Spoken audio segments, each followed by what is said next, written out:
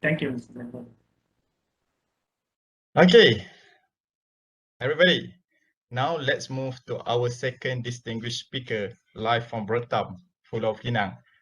All right, Mr. Iqbal Shaharudin, graduated with a Master of Health Sciences Physiotherapy from University Kebangsaan Malaysia, UKM, and Bachelor of Physiotherapy from the University Technology Mara UiTM.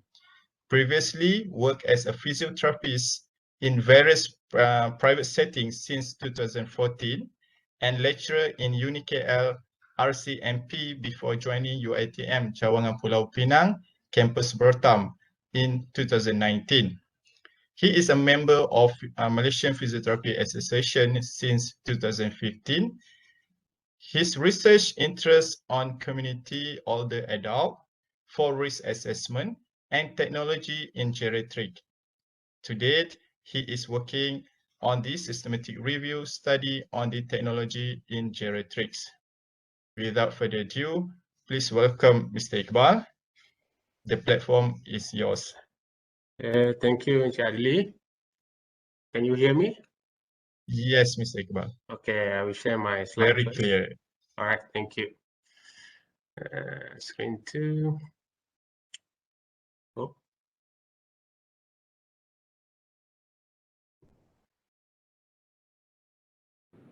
Okay, can you? All of you can see my slide?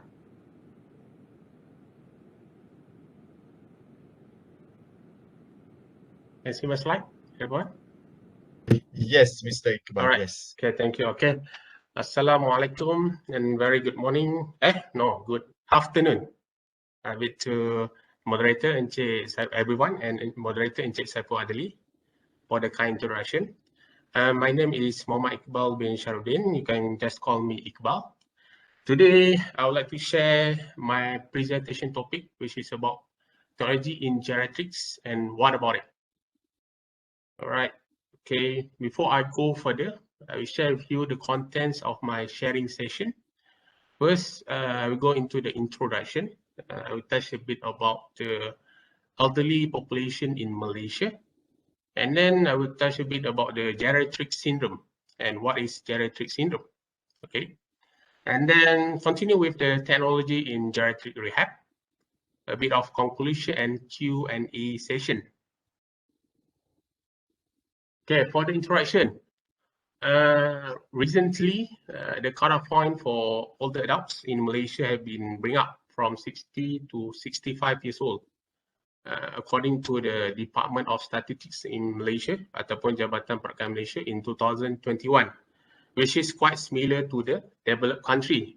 Why is that? Because one of factor is the improvement in our medical facilities and increase in our quality of life in the populations.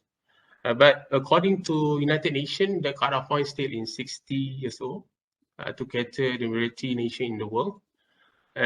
If you look back way into 1875, British cutoff point during that time is 50 years old, which is quite similar to a sub-Saharan African country, which is also 50 years old and above, which is much younger than now.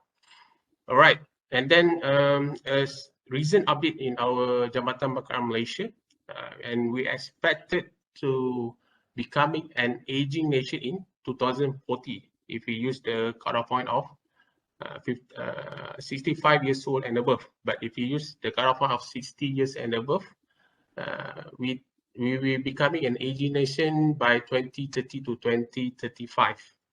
So when there is a lot of older adults population, so there going to be increase in demand in terms of assistance and care for the older person, especially in the healthcare professional. So for that, it is important to have an early detection and intervention of the geriatric syndrome, which is might help reduce the cost of the medical, of the rehabs, nursing care, and also the medication in later on. All right. Okay. Now I'll continue with a geriatric syndrome. So what is geriatric syndrome? According to WHO in 2018, it said that it is a several complex health states that tend to occur only later in life and do not fall into discrete disease categories. So geriatric syndrome is not a disease, it's a condition that elderly might experience in the later age. So we talk about geriatric syndrome. We'll talk about the founder of the geriatric syndrome, the term itself, by Bernard Isaacs in 1965. Way back in 1965, already proposed this geriatric syndrome terms. So he call it geriatric giants. So what is geriatric giants? This is 4 geriatric giants. It include immobility, instability, incontinence, and impact intellect or memory. That's the old definition. What about the new or the modern definition of geriatric syndromes? This is about the new term is we have it more than 20 condition, which is in the modern they have more than 20 definition of geriatric syndrome. One of it is frailty, which already touched by Mr. Ganesh, and sarcopenia.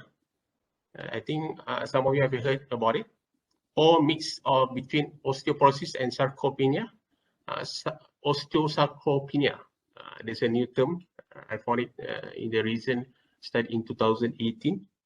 And they also have a condition about anorexic aging, cognitive impairment, dysphagia, chewing, even a sleeping disorder, and pressure sore. There's a few of the definition for the geriatric syndrome. Okay, clear, everyone?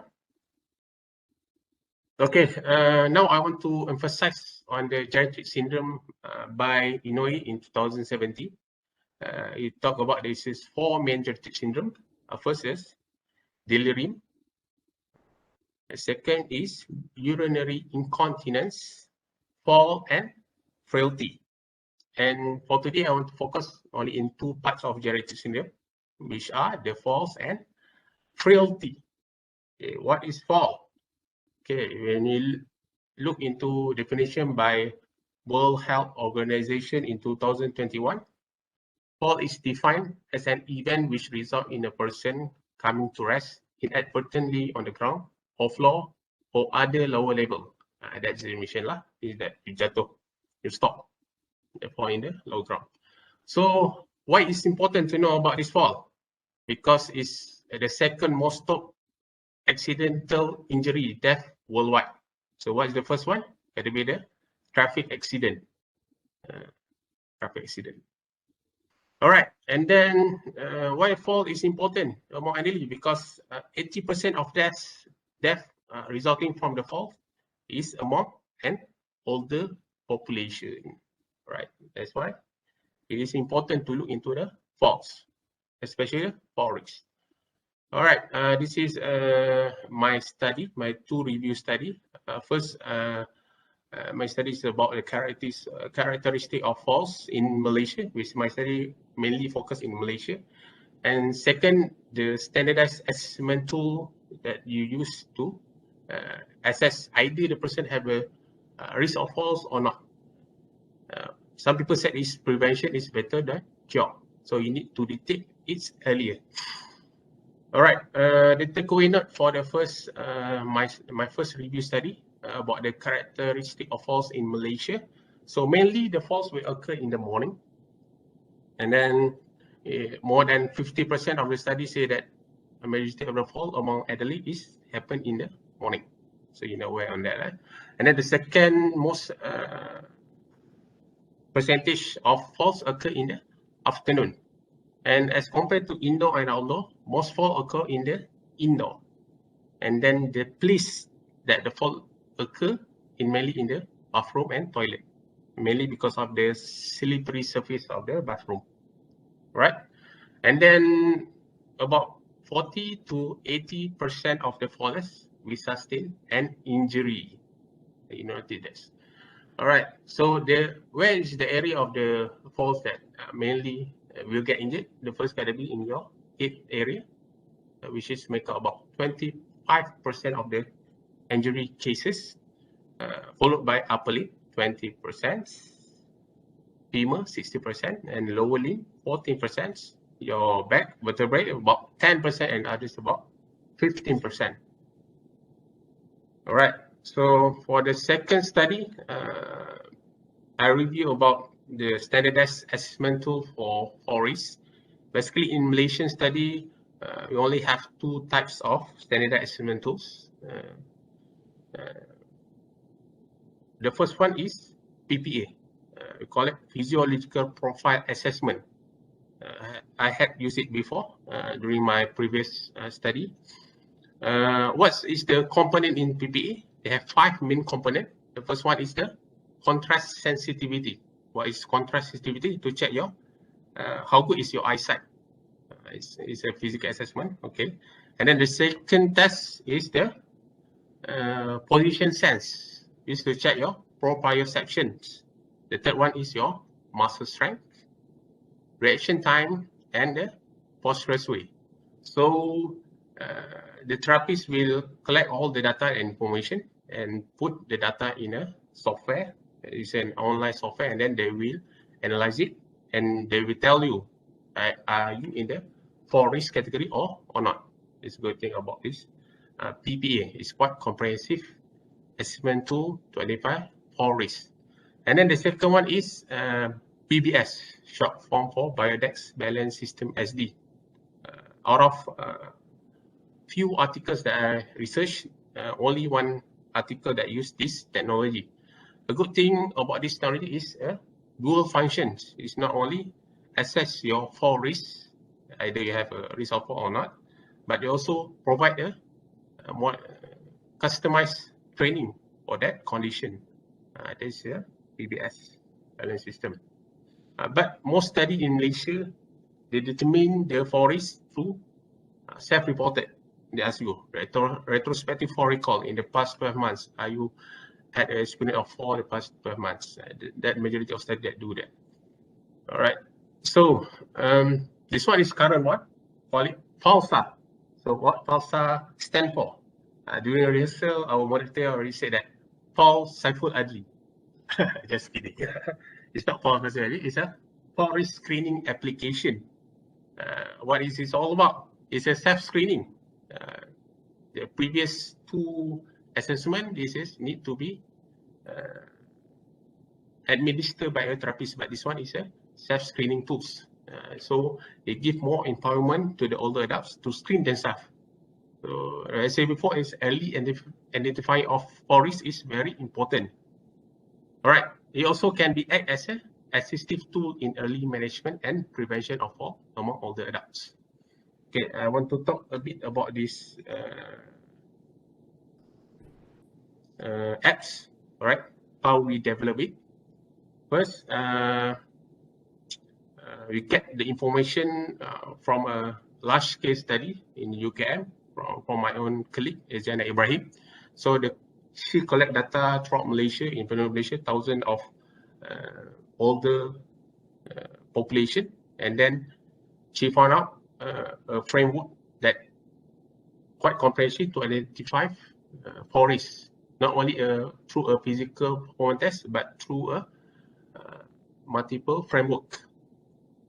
All right, what's the framework? How to identify? First, she identify is few of the socio-demographic information, self-rated multi-factorial questionnaire, and also physical performance test. All right, so combination of all these criteria, the apps will identify either you are at the 4 risk or not at the low 4 risk at all. All right, these apps already have been accepted and soon to be published, inshallah. All right, so what's the information in the social demographic information in the apps? So the apps will check your gender. They said that female gender have higher risk of falls compared to male. And then you have joint pain, you have experienced any joint pain, or you have a eyesight problem, cataract or glaucoma. For self-rated multifactorial questionnaire, the apps will ask you, have you have a previous falls history in the past 12 months? You just need to answer yes or no. So this app is quite older adults friendly. They already follow the protocol to create an app or device that is friendly to the elderly. For example, a lot of icons, simple navigation, and whatso. All right, and then for physical performance tests, we include a modified time and go test, so the patient can do it themselves. All right, I will share you a bit of a simple montage video regarding these apps. I hope you enjoy it. Just only for 2 minutes.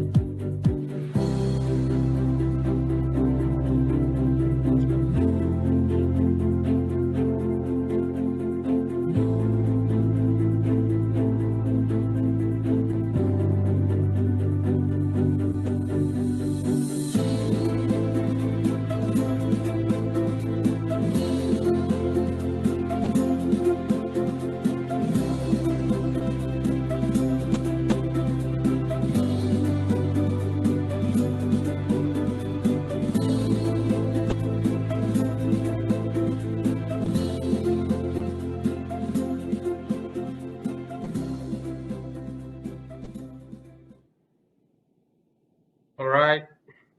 Okay, I will continue with frailty. Okay, just finish the false and then we continue with frailty. So, what is the definition of frailty? It's quite long by WHO. I will read it for you. Frailty is defined as clinically recognizable state in older people who have increased vulnerability resulting from age-associated declines in physiological reserve and function across multiple organ systems, such that the ability to cope with everyday or acute stressor is compromised. So frailty in simple word is, I would say, like weakness that experienced by the elderly. All right, okay. They say also the frailty also a holy grail of geriatric medicine and cornerstone of geriatric care. And WHO also said that we need an appropriate evaluation in identifying of frailty. So we need an standardized assessment tool to identify frailty. All right, based on my recent study in frailty, which is focusing on Malaysia, I've done SLR, hopefully accepted. I just submitted in National Journal of Medical Sciences. Okay, the takeaway notes on the standardized assessment tools. All right, in Malaysia, they only have 2 types of standardized assessment tool for frailty. The first one is fright phenotypes.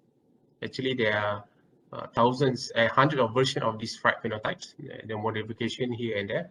And then the second one is a self-reported, the Groningen Frailty Indicator. This one is the simplest one, GFI. All right, I'll share with you the first one, the fright phenotypes. There are 5 main components. First, they will check your weight loss, either you have intentional weight loss the past few months. And then the second one, your hand grip strength, and then your walking speed, the third one. The fourth one, your self-reported exhaustion, and your energy expenditure on the 5.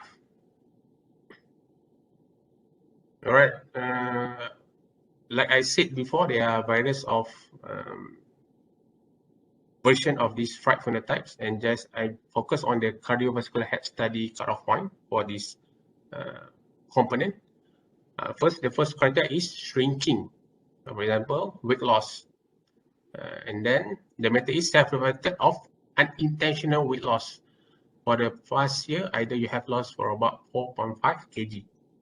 All right, for the hand grip strength, you use the hand grip dynamometer. The cutoff point based on your gender and also your BMI. It said that the higher the BMI, you should have a higher hand grip strength based on this cutoff point. All right, and then for the third one, exhaustion or tired. And then the evaluator of 2 statements from the Center of Immunology Studies Depression Scale. Then the cutoff one, the first one, I felt everything I did was an effort. The second one, I could not get going. So you consider positive if at least one condition was present for 3 days or more in the past week. Right. All right. The fourth one is your gait speed. They use feet, about 15 feet, or in meter, 4.57 meter. The cutoff point is based on the gender as well as based on your height. The higher you are, should be the faster you will move. So on the study. And then the last one, your energy expenditure, your level of activity, based on the Minnesota Leisure Time Activities questionnaire, the short version, we call it for you. Based on your energy expenditure, and you will determine either you are get 1 point or not.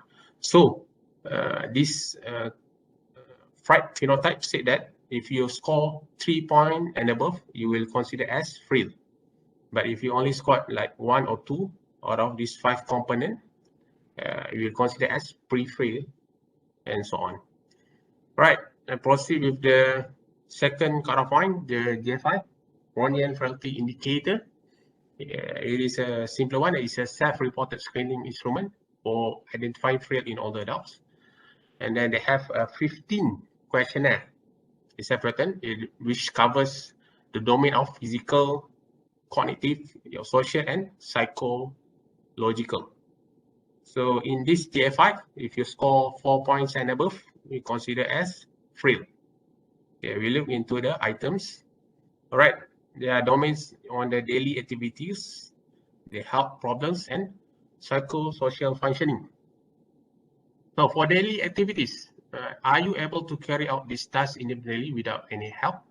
The use of resources such as walking stick, walking frame, wheelchair is considered independent. So is it you have an independent going to shopping? So you can look into the scoring from question 1 to 4. If you answer yes, you have able to carry it, you will score 0. If you say no, it's scored 1. So you have independent in going to shopping, or second, walking around outside, around the house or to the neighbors. The third, dressing and undressing. You're able to do it normally. And then the fourth, going to the toilet. All right, for the fifth question, if you score rate 0 to 6, you will get 1 point. But if you rate 7 to 10, you get 0 point. Okay, how do you rate your physical fitness? Scale 0 to 10. It's simple self-reported. Okay. Number 6, do you experience problem in daily life due to poor vision? 7, do you experience problem in daily life due to being hard of hearing? And then number 8, during the last 8 months, did you lose a lot of weight unwillingly? All right, 1 month or more. All right, you can look into it after all. It's quite a simple scoring. And if you score more 4 and greater, you will consider as frail for this Brownian frailty indicator. Okay, next. Okay, every assessment need to have an intervention. A takeaway note from WHO in 2016, they say that for frailty intervention, they advise to do some moderate intensity physical activity, especially for the mobility disability. Besides that, they say that exercise also give a positive effect on the cognitive capacity, especially in the executive function and bone metabolism. And then the other one, they focus on sarcopenia. age-associated loss in muscle mass and function is key component of frailty. So they say that strengthening exercise is very important for frail elderly. And that's one of it. Okay. And then I'll proceed with technology in geriatric rehab. It's still in a preliminary study, in the early stage of study. I'm thinking of doing some SLR or maybe upgrade to meta-analysis.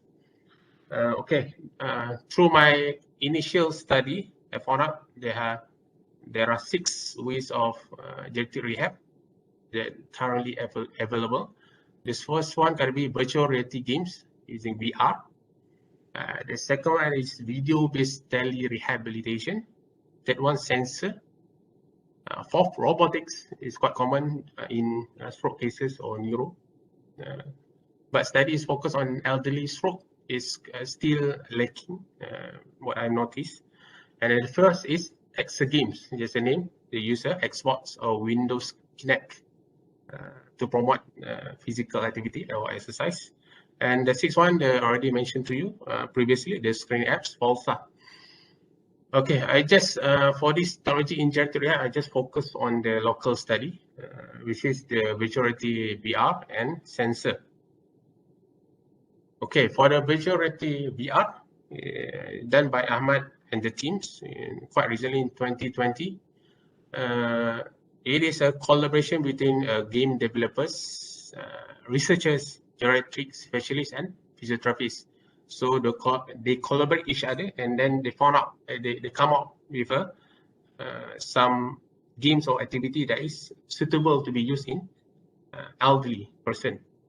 So they said that the finding of this study, they say that rehab exercise at home can help in reducing costs, especially during this pandemic times. So we only stay at home to reduce the risk of getting infected. So increased interest because it's very graphic based, and frequency of doing exercise. They also say that this is easy to monitor and effective way of monitoring patient progress by evaluating using the recorded result. So they will check the result, like you're playing games, the highest score and the lowest score, something like that, right? So there's a research done by Ahmad and the team. All right, the second one is a sensor. Is quite an old study, 2015. I think during that time is quite relevant, but now I believe that we have a smartwatch. So the smartwatch itself have a sensor inside, gyroscope. Even our phone itself have a gyroscope. So basically, this study about the using a sensor to detect once a person falls. It's not a prevention. It's once a person falls, they will send information to the close relative to inform that this person has falls, or to nearest health facilities, so they can proceed with medical treatments. This answer by Tang et al. And the teams in 2015. All right. Okay. In conclusion, right, I would say that healthcare professionals should move away from focusing on disease towards focusing more on healthy aging. Healthy aging, which the person able to maintain functional ability and well-being in older age. Okay, the second one, more new technologies to improve patient care, alleviate healthcare burdens, and promote successful aging. What is successful aging? High in physical, psychology, and social functioning in old age. Okay, the final one, technology may help optimize the reduced capacity of geriatric rehab despite increased demand during the pandemic. All right, thank you. That's all from me. Okay, any question? Thank you, Mr. Iqbal, for interesting and informative session. I'm sure all participants enjoyed this session. Now we go to the Q&A session. Okay, Mr. Iqbal, we have, I think it's about 3 or 4 questions. So I'd like to go for the first one from Azriana. Okay. Okay, may you share any following guidelines or criteria should be followed while we're developing an apps for older person? Oh, the criteria. Yeah. It's already way back since 2018, but there's a guide there. One of the components in the guide, if I still remember, is you need to have a large icons when you create something technology for the adults. Simple navigation means that not too much complex. We just one flow. I say that, and then clear fonts, big size fonts. That's very important. You don't use small fonts. When you do presentation, you use 14 fonts. Nobody will see it. You need to use at least 20 and above, something like that. Okay. And then that's what I remember. It's already way back then. Okay. Yes, there are some protocol we need to, Some we need to protocol in follow. that. Yeah. And when I'm creating the apps also, I'm following that protocols one by one. Of course.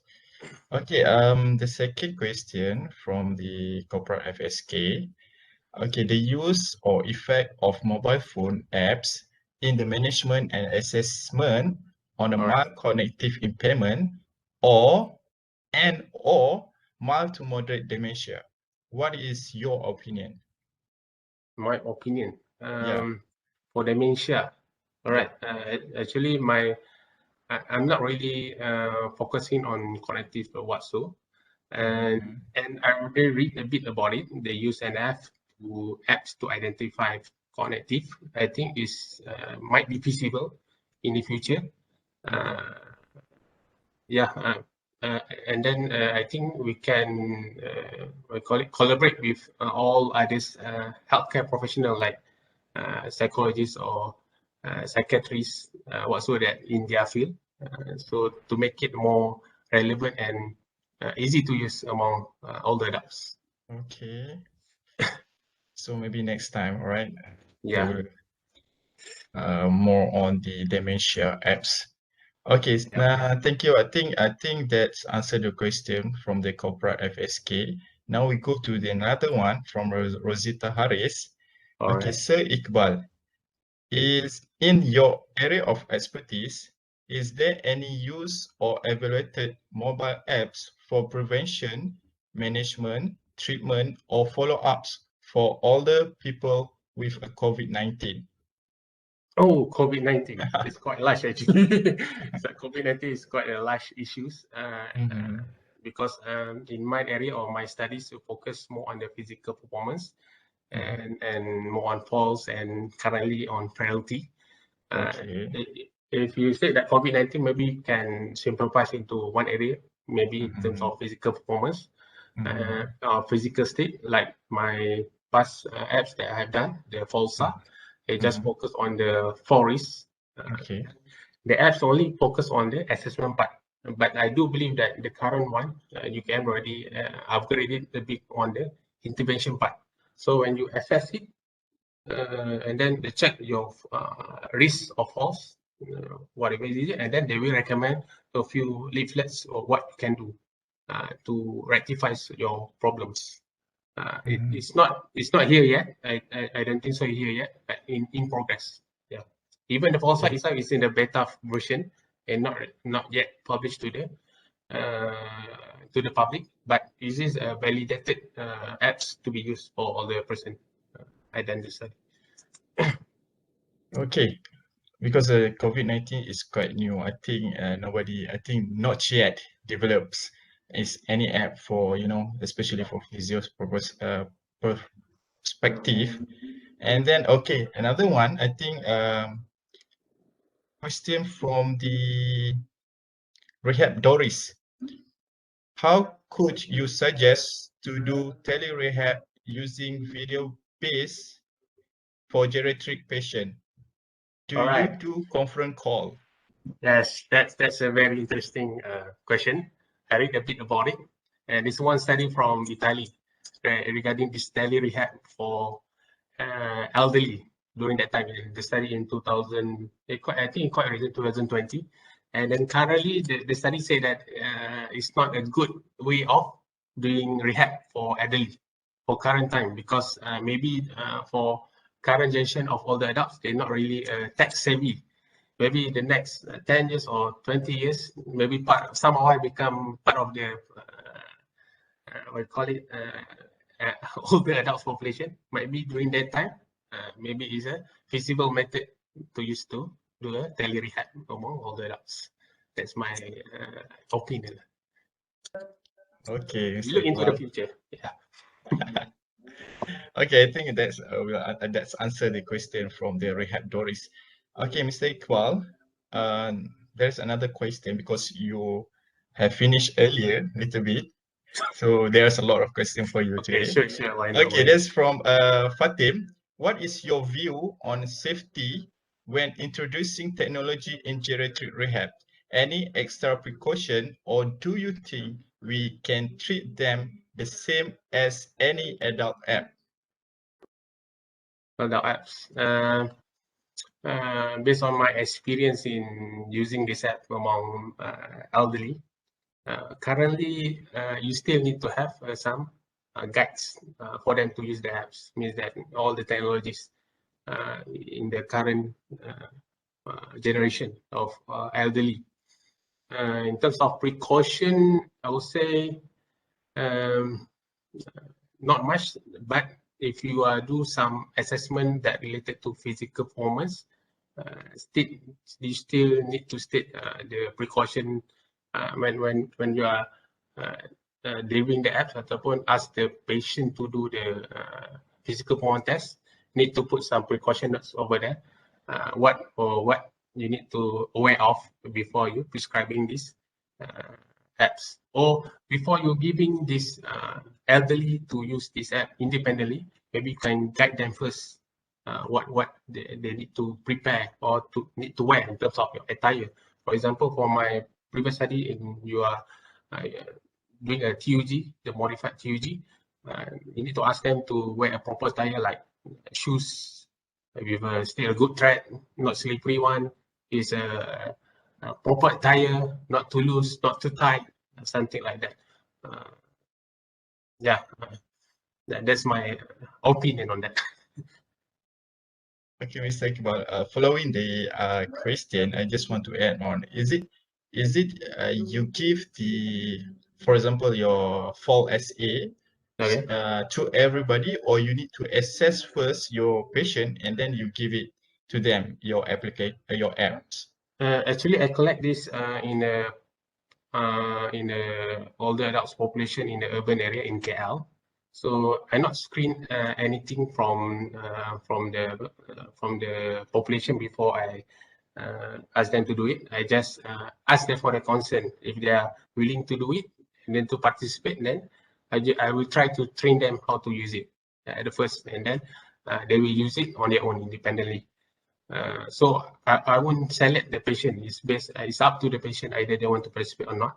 And I would say that majority of the patient, not the patient, of the participant that participate in my research, they're willing to do it and they're able to do it. That I would say. So Mr. Iqbal, now everybody can get the full SA. Not yet. It's a beta version. It's owned by UKM actually. Okay. And then I think you need to update it back from the owner. It's proprietary, so it's still keep advancing to make it easier to be used. Okay, Mr. Iqbal. Okay, I think one more question from Siti Nurhanis. Okay, she asked, where can we get the Fall SA app? Oh, and I say before, it's not yet available, and it's not owned by me, even though it's done by me. It's owned by UKM, and then I think they will keep edited in the research. But currently, they still in progress. One of the limitation is the funding, because very expensive to do some apps. Even my center also have a few hiccups here and there. How about small apps like this? Of course, there's going to be a lot more hiccups. So I think maybe soon. Yeah. Yeah, it's so expensive to to develop an apps. So your projects since what year until now? Because it's still not produced yet. So how long is it take already to develop this one? Since already completed in the first beta version, gonna be since 2018. It's already, I think, 4 years. I think they're still upgrading it. Yeah, I'm not sure what happened yet to that. Because it's not under my control anymore. That's the problem. Yeah. Or it's already like 5 years. okay, it's about 5 years to developing an apps, but still not, still not can be used to the public yet. So it takes a lot of times. Okay, I think that's all. That's all. I think okay, thank you so much, Mr. Iqbal, for your sharing session. So I would like to ask all the participants